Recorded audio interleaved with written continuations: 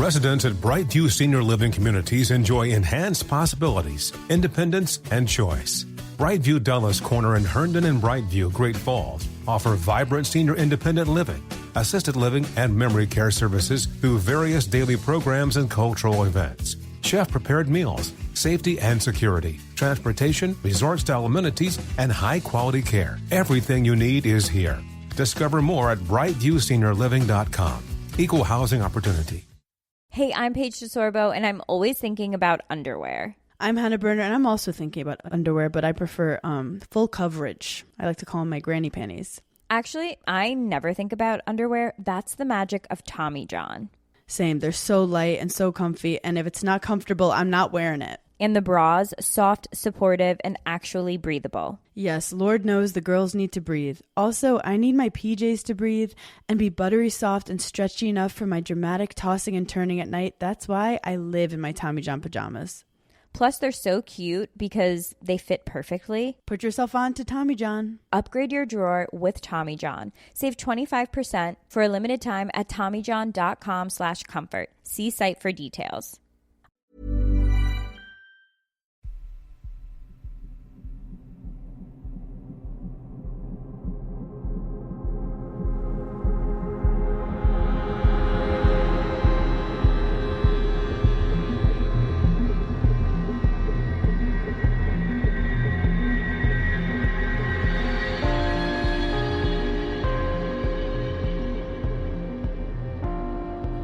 Hello and welcome to mini episode number 475 of Real Life Ghost Stories. And I have 5 spooky stories for you today, and the last story comes from the 1st of June 2025. And story number 1 comes from Bridget. I decided to write in after listening to episode 447, as the story reminded me about 2 things potentially worth mentioning on the podcast. First, I also have a memory of breathing underwater. I was about 8 or so, and we had an above-ground pool in the backyard. I was underwater looking at the sunlight and remember taking a few breaths. Unlike the stories you mentioned, I wasn't stuck or at risk of drowning. I've always obviously assumed that I misremembered this, but I didn't have an overactive imagination, and it's interesting that other people have had similar experiences. Second, I want to share my former co-worker Vic's ghost picture, so that people can give their opinions. We are environmental scientists, and Vic was at a house that was going to be renovated taking some pictures. She took the photos on her phone. In one picture taken outdoors along the side of the house, you can clearly see a person reflected in the bottom right of the window. It's an older woman with a hooked nose, dark hair and a white shirt. There were 1 or 2 people in the house, but no one who looked like this. Plus there are curtains inside, and it looks like she is standing outside, but no one was there except my co-worker who is in her 20s. So as always, the picture will be posted on Instagram, on Facebook and on Patreon. And I'm sitting looking at the photo here now, right? And it does undoubtedly look like a person. And I'm sitting here and I'm trying to figure out, like, what could it be? Kind of like pareidolia wise, like, is this some sort of misidentification of something? But I can't see what it could be instead, if you know what I mean. It looks like a person, in my opinion, wearing like a short sleeved shirt with something on the front of it, or actually I think that something on the front of it might just be a stain on the window. It's a really difficult picture to try and debunk. Like, if I saw that picture and didn't know the context of it, I'd be like, that's clearly the reflection of a person that is standing outside. There is no part of me that looks at that picture and thinks that it's somebody standing inside the house. And you can quite clearly see the neck curtains, etc. Like, it is the reflection of somebody or something standing outside. But I do not know how to explain what it is. If you have any explanations, like, do feel free to drop them in the comments. And now let me tell you, right, in regards to the breathing underwater, like I said before, I posted that story, I think, on TikTok about people breathing underwater, and the amount of people in the comments that were like, yeah, I remember breathing underwater when I was a kid. It feels the same to me as all those people who are like, yeah, I remember floating down the stairs when I was a kid. Like, are we all superheroes? And we just lose our superhero ability when we get older? Granted, I've never breathed underwater, nor have I been carried down the stairs or floated down the stairs as a child. I didn't have stairs in my house, so maybe that's part of the reason why. And like I said, that picture will be posted on Instagram, on Facebook and on Patreon, so let me know what you think of it. And our second story today comes from C. I would like to start by giving a trigger warning for talk of overdoses, suicide, corpses and the loss of a loved one. In 2023, my mother passed away just before Christmas. I still remember my last night with her vividly. My parents were divorced but ended on good terms. That night I had been staying at my mom's, and before bed we had been watching Home Alone together. She was wearing her hair in a high ponytail, a green flannel overtop, a black t-shirt and grey sweatpants. I remember it vividly. We'd spent the night talking, mostly about Christmas, and reminiscing about when I was small. She'd seemed normal, if a little distant.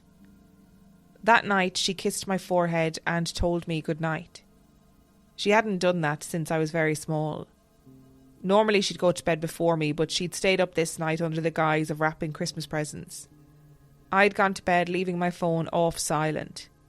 I don't know why I did this, as I never leave my phone off silent. But for some reason I did. Around 2 that morning I woke up to my dad calling me. He was frazzled and told me to go and check on my mother right then. Apparently she had called him and sounded slurred and really out of it. I got out of bed and went into the living room to find the overhead light on and her sprawled out on the floor next to the Christmas tree and the coffee table, arms spread out and eyes hazy. I kneeled next to her, panicked, and tried to talk to her, but she was ultimately unresponsive. My dad called the paramedics and I sat there with her waiting. I held her hand and she squeezed mine back. I sat there and watched her lay on the floor in silence, unsure of what to do or how to proceed. She was pronounced dead at the scene. Her cause of death was a drug overdose. My mother wasn't a drug addict. She had dabbled in her college years but never did much more than weed during my lifetime. The following months were incredibly rough. My dad moved us from California to Massachusetts, and the change of scenery helped, but I was incredibly depressed for months. Now, like I said before, I do not really believe in the paranormal or the supernatural. I guess you could call me an atheist.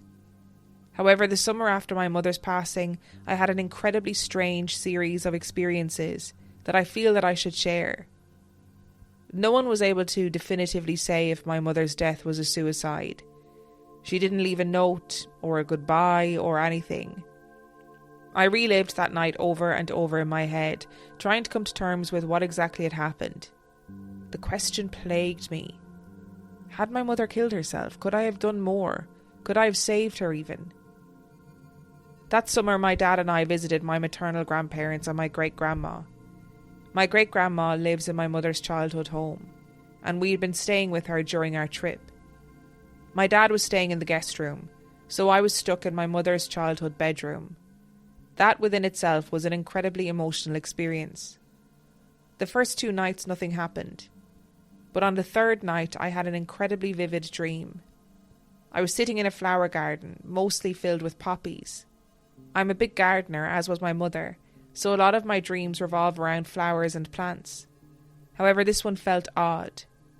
I sat for a moment amongst the poppies and just watched the sky. I started to get tired. It was even possible to get tired in a dream. And all of a sudden someone tapped me on my shoulder. I turned, and there was my mother. Her hair was down and she was dressed in a green sundress and gardening gloves. Her expression was emotionless. I immediately reached for her and called out to her, but she stepped backwards. I started crying, confused, but she just looked at me. I just sat there crying for what felt like forever, until I finally mustered up the courage to ask a single question. Did you kill yourself?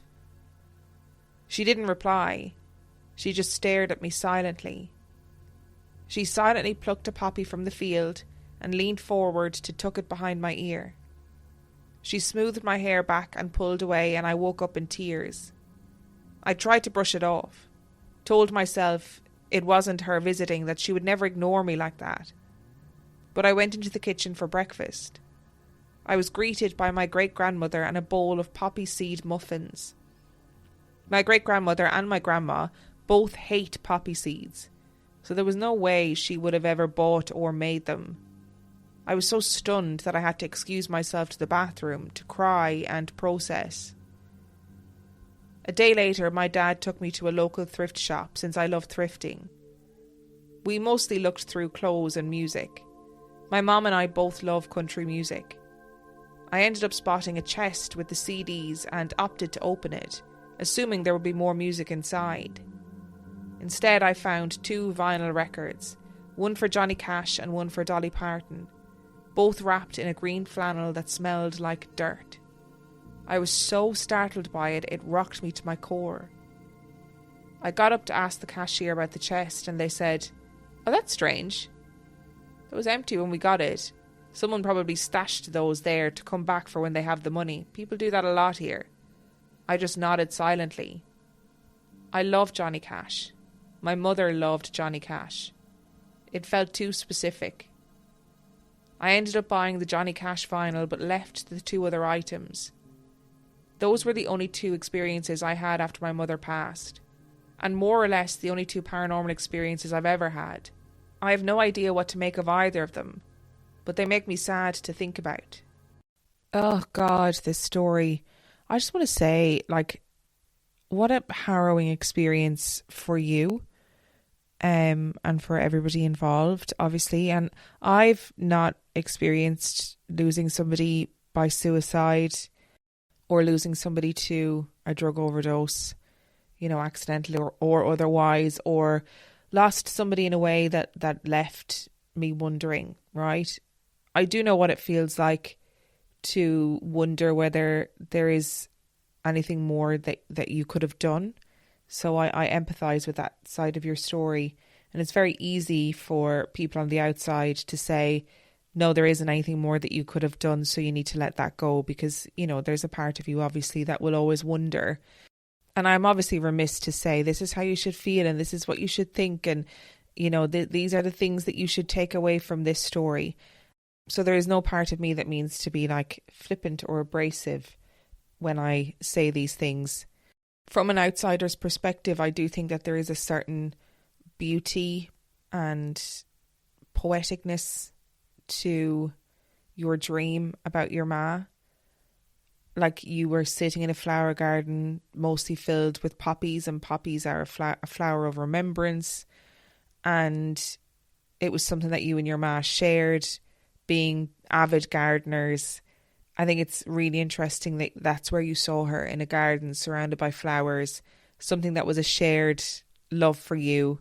And maybe that was her way of communicating to you that she was doing something she loved, wherever you go after you die. And there's something very tender about picking a flower and putting it behind somebody's ear. There's something very beautiful about that. It feels like a very soft, kind of motherly gesture. And then the poppy seed bagels, the 2 vinyl records wrapped in a green flannel that smelled like dirt. And I know that you said in the beginning, the night that your ma died, she was wearing a green flannel. Those are all really beautiful things. And I think that the universe has a real powerful way of looking out for us. And maybe this was the universe's way of saying, hey, I can't give you the answer that you want, but I can let you know that your ma is looking out for you. And like I said, there's no part of me that wants to be flippant or abrasive when I say these things, because I recognise the power of such intense loss and how raw and difficult that is. Ever wonder why you have insurance for your car or home, but not your digital life? Meet WebRoot Total Protection, your digital bodyguard that is built for real life. WebRoot takes the guessing game out of cybersecurity, so you can confidently browse, bank, and be yourself online without the worry of hackers lurking around the corner. With WebRoot Total Protection, you get antivirus that scans 6 times faster and takes up 33 times less space than the other guys. Identity protection with up to $1 million in fraud expense reimbursement and 24/7 U.S.-based customer support. VPN protection that hides your IP address, personal data, and location from hackers. And cloud backup with unlimited storage that works automatically in the background. With plans for individuals and families, WebRoot makes it easy to live a better digital life. Go to webroot.com/promo and get 50% off today. That's webroot.com/promo to get 50% off today. Live a better digital life with WebRoot, because peace of mind shouldn't be optional. Hey, I'm Paige DeSorbo, and I'm always thinking about underwear. I'm Hannah Berner, and I'm also thinking about underwear, but I prefer full coverage. I like to call them my granny panties. Actually, I never think about underwear. That's the magic of Tommy John. Same. They're so light and so comfy, and if it's not comfortable, I'm not wearing it. And the bras, soft, supportive, and actually breathable. Yes, Lord knows the girls need to breathe. Also, I need my PJs to breathe and be buttery soft and stretchy enough for my dramatic tossing and turning at night. That's why I live in my Tommy John pajamas. Plus, they're so cute because they fit perfectly. Put yourself on to Tommy John. Upgrade your drawer with Tommy John. Save 25% for a limited time at TommyJohn.com/comfort. See site for details. And our third story today comes from Mona. Thank you for featuring my submission regarding Pi Day. I just wanted to let you know that another synchronicity happened on the day that it aired. I've been temporarily caring for my sister, Bridget, who has a disability, while my mother is dealing with losing their home back in the States. It was very emotional, and I dropped off my podcast listening for some time while my husband Jonathan and I kept going back and forth about where we should be. So, I dreamt the other night about JKJ, my friend who is deceased, and I haven't thought about him for a long time because of everything that's happening. He didn't speak to me, but the look he gave me seemed to leave me feeling like everything was going to be okay. I woke up to the news that my mom finally told my sister, who has since returned to the States, about them needing to move, and she took it very unusually well, where she would usually be prone to harmful crisis-level meltdowns. My mother also came around to the idea that my sister could join me here in the UK, which was unheard of for my entire time here. Although I know my chances are very slim. Then I attended a pre-arranged viewing to look at a place I may not be able to get with my husband, but the seller resonated with our story, and from my mother's end, and fingers crossed, it might be the accommodation evidence we need to help our case for family reunion. Then I came back to our rented home and thought about the dream, and remembered I had submitted a story to you some time ago about Pi Day. It was the same day that it aired. And your contributors on that day were me, Bridget, and Jonathan. And not the same Jonathan that was related to me. Synchronicities, right? So that episode, Pi Day, came out on the 21st of May. And Mona's story is the first story. And I'm sure that you can ascertain from the content of this story that Mona's story about Pi Day was all about synchronicities that happened after her friend had passed away, right? And it was a really interesting story all about basically what we've just spoken about, the universe giving us little nods that people are looking out for us, etc., etc. And I think this is a really lovely story to get, a really lovely update to say that, you know, Mona had stopped listening to the podcast, and the day she started listening again, it was like, it's my story. It's Pi Day, and the story is obviously the names of the people in her life who are at the centre of this great difficulty, like Bridget, Jonathan, who are of no relation to her. And I think that's a really lovely thing for the universe to be like, hello, I'm here, I see you, I feel you, I'm looking out for you. And I don't know, sometimes you just need it. And I know there's going to be people listening who, of course, will be thinking, oh, it's just because you're taking notice of it. Do you know what I mean? If you're looking for synchronicities, you're going to find them, etc., etc. And that's fine. That's a valid response to have. However, I also think that sometimes we need to feel like there is something bigger at play that is looking out for us, just to take the weight off for a little bit. And our fourth story today comes from Pixie. I'm 14 years old as of this year. I've lived in my new house with my family for exactly 10 months. Although probably longer by the time this is read. Anyways, the first little while in the house, weird things were happening.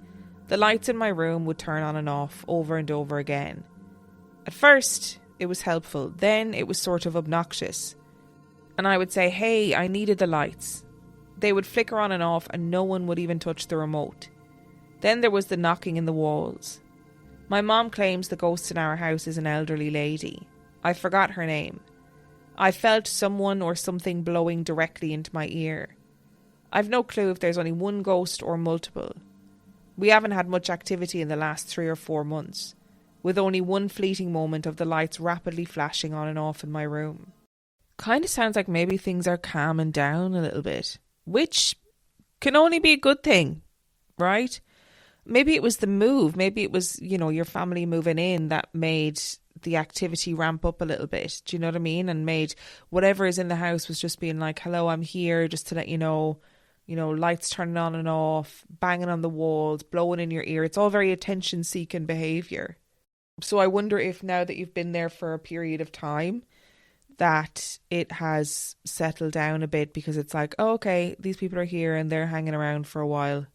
I mean, granted, Pixie, it sounds like you're dealing with it incredibly well. And as I always say to young people who write in, people who are in their teenage years, sometimes younger, make sure you just keep that dialogue open with your parents or guardians, like a trusted adult in your life. Keep that dialogue open about what's going on for you. And it might feel weird, you know what I mean? You might be like, oh, I just feel a bit silly talking about this. But it is important to talk about things that are going on for you, especially if they're freaking you out or if they're impacting your life in any way. And our fifth and final story today comes from Jess. A friend and I went to visit an amazing bookshop that we love and have been to several times in Derbyshire. But it's situated up a side street in an old building that must have once been a house. Different genres are in different rooms, spread over 3 floors. It's very much a treasure trove for book lovers. I was standing on the landing of the 3rd floor waiting for my friend, who was browsing the science section, and peeked into the psychology religion room. And from the doorway, I spotted a book called The Ghost, A Cultural History by Susan Owens. My instant reaction was, oh, and I stepped into the room to take a look. As soon as I did, a book from the other side of the room seemed to throw itself off its shelf. I hadn't seen there was another woman in there, and we both looked at each other shocked. I picked it up. It was a book called Reiki Fire, and I popped it back. We both stood there just puzzling for a moment before I returned to my friend, who did not believe me, so I had the other witness confirm to her what happened. I didn't end up getting the ghost book, just in case. These are some of my favourite types of stories, right? Because, it's people just milling about their day-to-day life and then something really weird happens and they're like, oh, that was really strange. But there's no conclusion. There's no and then we got in an exorcist and my friend came and cleansed the house and, everything went quiet afterwards. I just love these unknown, weird little things that happen to people as they're milling about their day-to-day life. And again, this feels very attention-seeking, right? I love that you see this book and it's entitled The Ghost, A Cultural History, and then a book is flung across the room. Hook it to my veins. And it also makes me think that there's just a wealth of unmined stories out there from places and people who you meet in your day-to-day life or places that you go in your day-to-day life where strange things happen, but you don't necessarily hear about them. And I really enjoy that. I also think this bookshop just sounds fabulous. Like an old house, different genres and different rooms spread over 3 floors. Sounds incredible. Thank you for listening to today's episode. Thank you to Bridget, C, Mona, Pixie and Jess for sending in your stories.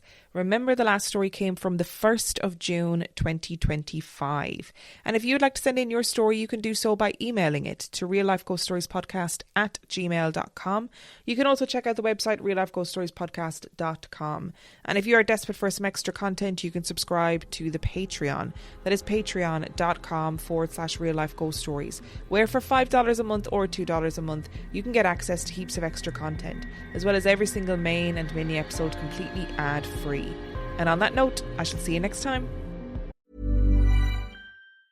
Hey, I'm Paige DeSorbo, and I'm always thinking about underwear. I'm Hannah Berner, and I'm also thinking about underwear, but I prefer full coverage. I like to call them my granny panties. Actually, I never think about underwear. That's the magic of Tommy John. Same. They're so light and so comfy, and if it's not comfortable, I'm not wearing it. And the bras, soft, supportive, and actually breathable. Yes, Lord knows the girls need to breathe. Also, I need my PJs to breathe and be buttery soft and stretchy enough for my dramatic tossing and turning at night. That's why I live in my Tommy John pajamas. Plus, they're so cute because they fit perfectly. Put yourself on to Tommy John. Upgrade your drawer with Tommy John. Save 25% for a limited time at TommyJohn.com/comfort. See site for details.